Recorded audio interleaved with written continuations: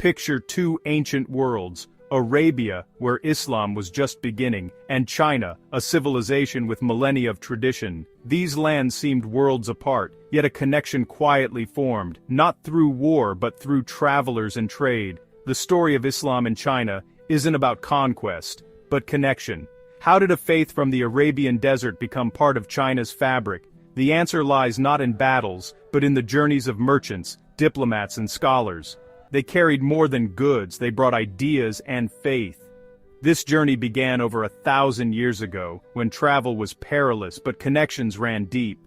Early Muslims looked east, seeing opportunity and wisdom in China. They set out, crossing deserts and seas, seeking not to conquer but to connect.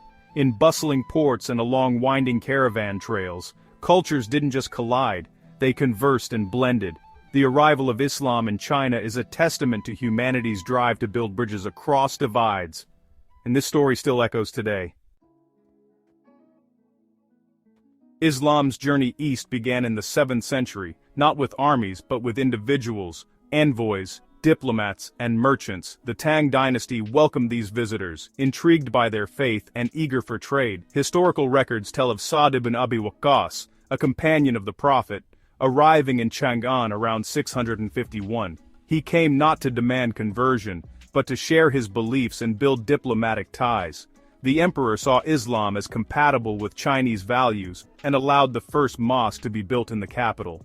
This act of tolerance set the tone for centuries. Early Muslims integrated into Chinese society, learning the language and customs. They became part of the community, not outsiders. Their peaceful approach allowed Islam to take root, nurtured by trade and mutual respect. These pioneers crossed deserts and seas driven by faith and ambition. They built bridges, not walls. The first mosque, the Huaisheng Mosque, stood as a symbol of this new relationship. Over generations, these early messengers laid the foundation for a unique chapter in Chinese history. Islam's arrival was not a dramatic event, but a gradual, organic process. It was about integration, not domination. The seeds they planted would grow for centuries. Their legacy is still visible in China today.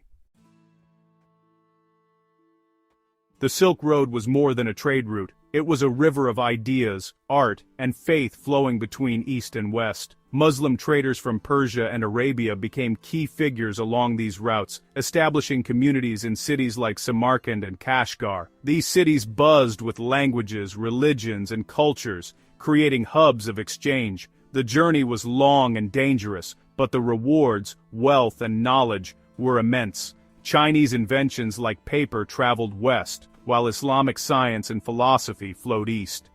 In this vibrant environment, Islam was introduced to China not as a foreign imposition, but as one of many ideas. Muslim traders became familiar faces in Chinese markets and courts. Their faith blended into the local landscape as they integrated into daily life. The Silk Road made peaceful transmission possible. It was a bridge, not a barrier. Through trade and conversation, Islam became part of China's story. The exchange enriched both worlds, and the river of ideas never stopped flowing. Early Muslims in China arrived as traders and diplomats, planning only brief stays, but life changed their plans. Many settled in port cities like Guangzhou and Quanzhou. These cities welcomed foreigners, granting them autonomy and space to practice their customs. Over time, temporary settlements became permanent. Merchants married local women, started families, and created a new identity: Chinese Muslims. Their children bridged two worlds, speaking Chinese and practicing Islam. This integration was gradual, happening family by family. There was no mass conversion, just the natural blending of lives and traditions. Muslim communities became vital to maritime trade, enriching local culture with new foods, music, and ideas. They built mosques and schools, but also joined in the city's daily life. These foreign quarters were distinct yet integrated. The peaceful settlement of Muslims laid a foundation for Islam to be seen as a valued part of Chinese society. Their legacy endures in China's diverse cities today.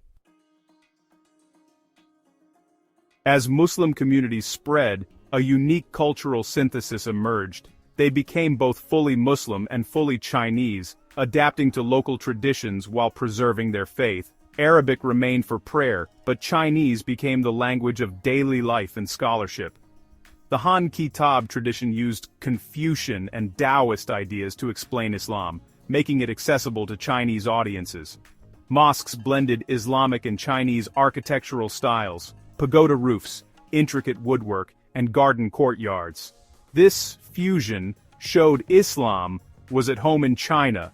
Muslim families adopted Chinese surnames and customs while keeping core Islamic practices. Over generations, they formed the Hui people, a distinct group, deeply integrated yet faithful. Their hybrid identity was their strength. This blending allowed Islam to endure and thrive in China. It's a testament to the power of adaptation, and it created a tapestry richer than either culture alone.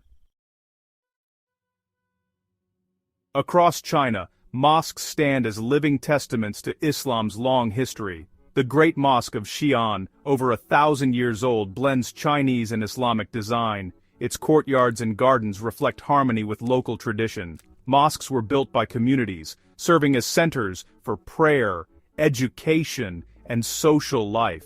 They hosted festivals, weddings, and charity, anchoring Muslim identity through changing times. Each mosque tells a unique story. Some echo Central Asian styles, others resemble Chinese temples. This diversity mirrors the Muslim communities themselves. Mosques are not just historical sites, they are vibrant centers of faith. They connect today's Muslims to their deep roots in China. The Qingzhensi, Temple of Purity and Truth, remains a symbol of belonging. These houses of worship are bridges between past and present.